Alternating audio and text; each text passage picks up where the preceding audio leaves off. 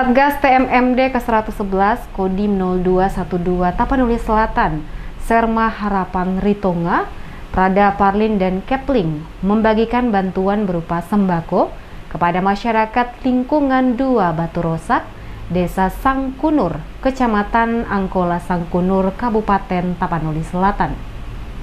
Dalam giat TNI Manunggal membangun desa, kepedulian pada warga sekitar juga termasuk dalam giat tugas Satgas TMMD ke-111 Kodim 0212 Tapanuli Selatan, di mana di era pandemi COVID-19 ini banyak warga yang membutuhkan uluran tangan para dermawan. Terlihat sejumlah warga ngantri mendapat panggilan sesuai daftar nama-nama untuk mendapatkan bantuan sembako. Dengan sibuknya prajurit TNI yang tergabung dalam Satgas TMMD mempersiapkan dan memberikan bantuan sembako yang sudah disiapkan.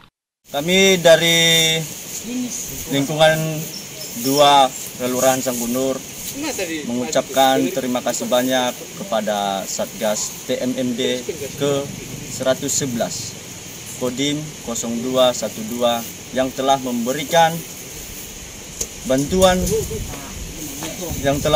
bantuan sembako kepada kami. Semoga bermanfaat bagi kami.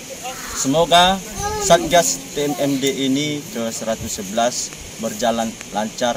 Amin.